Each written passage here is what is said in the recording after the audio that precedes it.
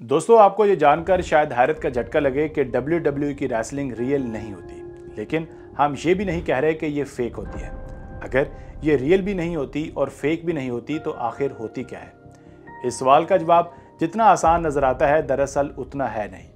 बहुत सारे professional wrestlers ने अपने इंटरव्यूज़ में भी इस बात की वजाहत की है।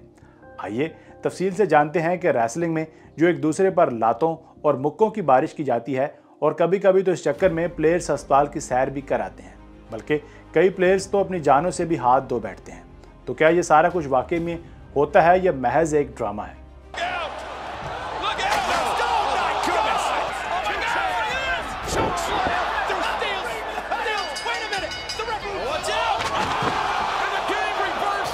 दोस्तों, चलिए सबसे पहले तो ये जानते हैं कि जो आए दिन हम टीवी पर ये सुनते रहते हैं कि ये WWE है, ये रॉ है और ये रेसलमेनिया है, आखिर इन सब का मतलब क्या है? हम इस चीज़ को आसानी से समझाने के लिए इसे क्रिकेट के साथ कंपेयर करेंगे। जिस तरह क्रिकेट में ICC यानी इंटरनेशनल क्रिकेट काउंसिल होता है, बिल्कुल उसी तरह रेसलिंग का अदारा WWE है, जिसका मतलब है वर्ल्ड रेसलिंग एंटरटेनमेंट। अब WWE हर मंडे की रात को एक इवेंट करवाता है जिसे रॉ कहा जाता है। ये टीवी पर लाइव टेलीकास्ट किया जाता है। बिल्कुल उसी तरह फ्राइडे वाले दिन भी रेसलिंग का एक मुकम्मल टीवी शो दिखाया जाता है जिसे स्मैकडाउन कहा जाता है। रॉ और स्मैकडाउन में फ़र्क यह है कि रॉ लाइव टेलीकास्ट होता है जबकि स्मैकडाउन रिकॉर्डेड होता है। इसके अलावा इन दोनों में रत्ती बराबर भी फ़र्क नहीं होता। इन दोनों का ऑनर भी एक ही है जिसे दुनिया विंस मैकमahon के नाम से जानती है, और यही WWE का CEO है। अब बात करते हैं कि रेसलमेनिया किस बला का नाम है। जिस तरह ICC हर 4 साल बाद वर्ल्ड कप ऑर्गेनाइज करवाता है, बिल्कुल उसी तरह हर 1 साल बाद यानी हर साल मार्च के महीने WWE एक बड़ा इवेंट ऑर्गेनाइज करवाता है जिसे रेसलमेनिया कहा जाता है। इसे आप WWE का वर्ल्ड कप भी कह सकते हैं। दोस्तों, WWE का अर्निंग मेथड बिल्कुल वैसा ही है जैसे ICC वर्ल्ड कप से कमाता है। मतलब अपने चैनल्स पर मैचेस को लाइव टेलीकास्ट करने के लिए बड़े बड़े टीवी चैनल्स पर मिनट के हिसाब से WWE से राइट्स खरीदते हैं। इसके अलावा जो लोग लाइव देखने के लिए आते हैं उनसे भारी रकम हथियाई जाती है। उनके एक टिकट की प्राइस $35 से लेकर $3,500 तक होती है। अगर स्पोर्ट्स कीजा की माने तो इनकी टोटल नेटवर्थ $7 बिलियन से भी ज़्यादा है।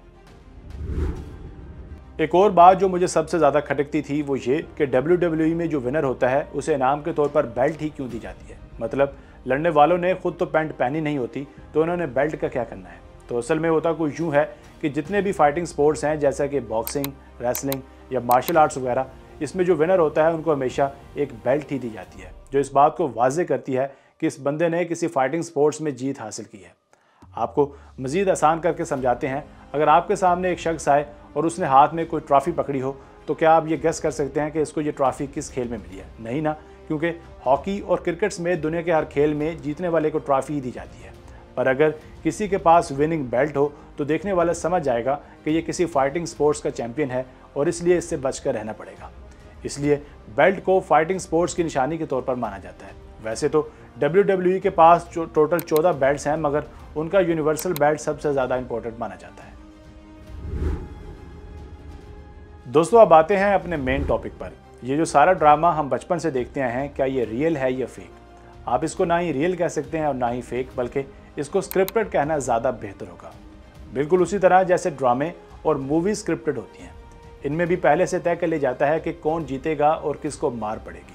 और वैसे भी ये तो जस्ट एंटरटेनमेंट होती है और कोई रियल फाइट थोड़ी है। मुझे पता है यहाँ बहुत से सवालात आपके माइंड में आए होंगे। आइए वन बाय वन सबको डिटेल से डिस्कस करते हैं। पहला सवाल ये कि जो ऑडियंस वहाँ बैठी होती है, क्या उनको भी पता होता है कि हम एक स्क्रिप्टेड मैच देखने आए हैं? जी हाँ, बिल्कुल, उनको पहले से पता होता है कि ये सारा मैच स्क्रिप्टेड है, मगर फिर भी उनका मज़ा ख़राब नहीं होता, क्योंकि उनको ये नहीं पता होता कि कौन मैच जीतेगा और किसकी शामत आएगी। ये तो मैच के एंड पर ही उनको पता चलता है कि आज की स्क्रिप्ट किसके हक़ में लिखी गई थी। मतलब ऑडियंस को पहले से ही मैच का रिजल्ट नहीं बताया जाता, बल्कि उनका सस्पेंस बनाकर रखा जाता है ताकि वो पूरा मैच सांस से रोक कर देखें। अब दूसरा सवाल ये कि जिस तरह मूवीज़ के लिए स्टेज सजाया जाता है, क्या रेसलिंग का स्टेज यानी रिंग भी वैसी नहीं होती जैसी हम सोचते हैं? जी बिल्कुल ऐसा ही है। रेसलिंग की रिंग्स वैसे तो स्टील की ही बनी होती हैं, पर इस पर 3 चीज़ें बड़ी अहम हैं।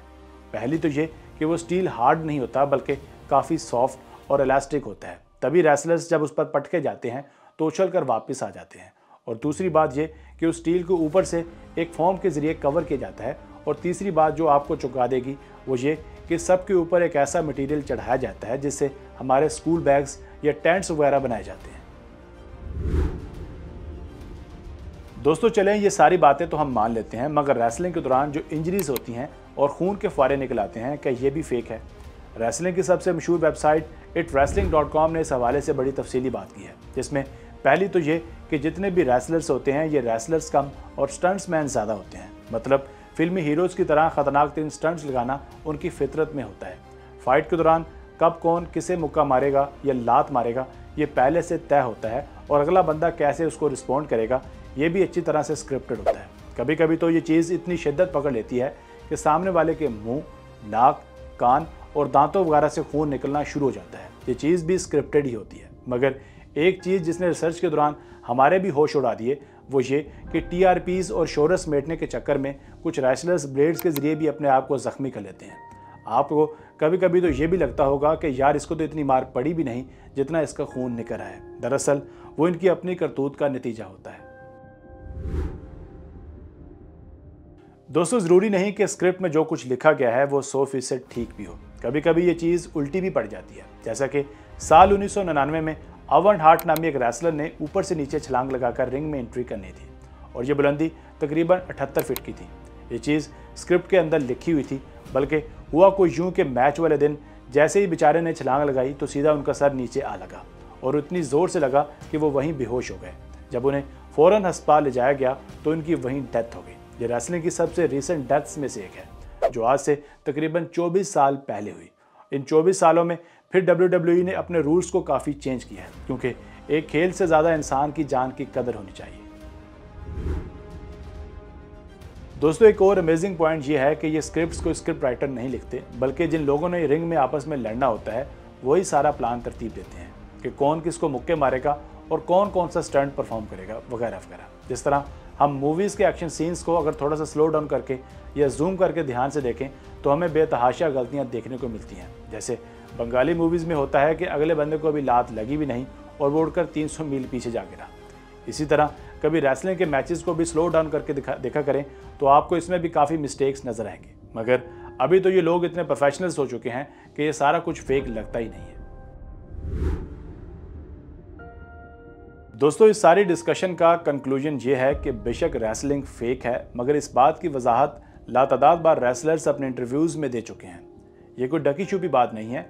और वैसे भी आप सोच कर देखिए कि अगर इतने ख़तरनाक खेल को रियल कर दिया जाए तो हर प्लेयर दूसरे की जान का प्यासा बन जाएगा, क्योंकि जितने अग्रेसिव तरीके से ये लोग रिंग में लड़ते हैं कोई बाइद नहीं कि एक दूसरे को वैसे ही मार डालें। और वैसे भी इन छोटी छोटी बातों की टेंशन नहीं लेते, आपने तो जस्ट फाइट को एंजॉय करना है। तो बस यहीं तक थी आज की हमारी वीडियो। आप ज़रा हमें कमेंट सेक्शन में बताइएगा कि ये सब कुछ जानने के बाद आपके अरमानों पर भी हमारी तरफ पानी फिर गया है, या फिर आपको पहले ही पता था कि ये सारा कुछ फेक होता है। और वीडियो में कुछ भी पसंद आया हो तो वीडियो को लाइक करके चैनल को भी सब्सक्राइब कर दीजिए। मिलते हैं एक नई वीडियो के साथ। वस्सलामु अलैकुम।